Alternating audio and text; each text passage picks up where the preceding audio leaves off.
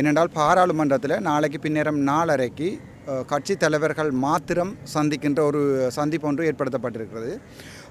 நேரடியாக வோக்கட்டேக்கர் அவர் இந்த முறை வோக்கட்டேக்கரை இங்கே வரவிடாமல் தடுப்பதற்கு மேக்சிமம் ட்ரை பண்ணுகிறார்கள். ஆனால் புலம்பெயர் தமிழர்கள் ஏற்கனவே கனடாவிலிருந்தும் பிரான்சிலிருந்தும் லண்டனில் கட்டாயம் யாழ்ப்பாணம் போகணும் என்ற ஒரு நிலைமைக்கு ஜெனீவாவில் போய் அந்த நிலைமை கொண்டுட்டோம். அதில் வருவர் நாளைக்கு பின்னேரம் 4:30க்கு வோக்கட்டேக்கரோட பாராளுமன்றத்தில் எனக்கு ஒரு மீட்டிங் ஒன்று இருக்கிறது. அதில் நான் நினைக்கிறேன் கட்சி தலைவர்கள் என்ற சாத்தியத்தில் 13 கட்சி தலைவர்கள் வருவார்கள். அதில் நானும் ஸ்ரீதரன் ஐயாவும் செல்வம் அடக்கலநாதனும் அதில் வரலாம் என்று நினைக்கிறேன். அதில் செல்வமண்டல அடக்கலநாதன் ஐயாவும் ஸ்ரீதரன் ஐயாவும் வருவார்கள் என்ற ஒரு நம்பிக்கை எனக்கு இருக்குது.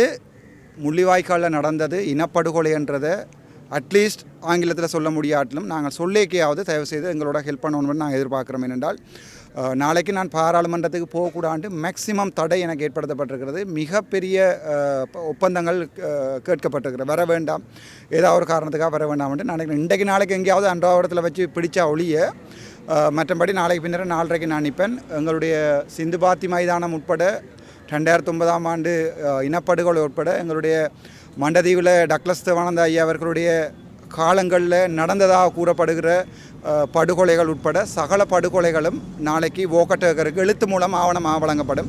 அதுக்குரிய டாக்குமெண்டேஷன் எல்லாமே செய்துட்டேன். அதை கொடுக்கக்கூடாது மேக்சிமம் ட்ரை பண்ணுகிறார்கள்.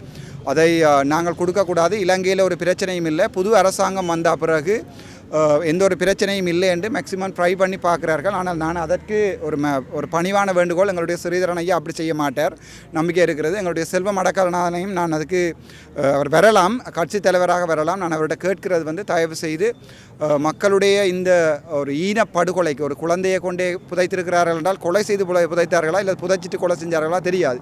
அப்படியான ஒரு மனித இனப்படுகொலைக்கு மேலான ஒரு பாரிய புதைக்குழின்ற அன்றைக்கு எனக்கு நேரம் முன்னுக்கு தான் எங்களுடைய ஸ்ரீதரன் ஐயாவும் ஹர்ஷன நாணயக்காரவும் அடிபடுகிறார்கள். ஸ்ரீதரன் ஐயா 27/2 செக்ஷனில் தமிழில் கேட்கிறார் கேள்விகளை.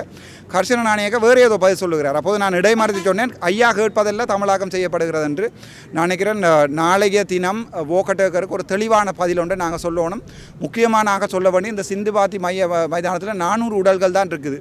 ஆனால் 3 லட்சம் உடல்கள் முள்ளிவாய்க்காலில் புதைக்கப்பட்டிருக்கிறது. அந்த புதைக்கப்பட்ட உடல்களுக்கும் சேனல் 4வினுடைய ஆதாரங்களை மறுபடியும் சர்வதேச விசாரணை போகணும் என்றதில் நான் எந்த சந்தேகமும் இல்லை. அதை 100% வலியுறுத்துவேன். பாராளுமன்றத்தில் இருக்கும் காலத்திலையும் இல்லாத காலத்திலையும் சரி, நான் அதை 100% வலியுறுத்துவேன். எங்களுக்கு நடந்தது இனப்படுகொலை. அனுர அரசாங்கம் ஜேபி அரசாங்கம் சொல்லியிருக்கிறது இனப்படுகொலை அல்ல என்று.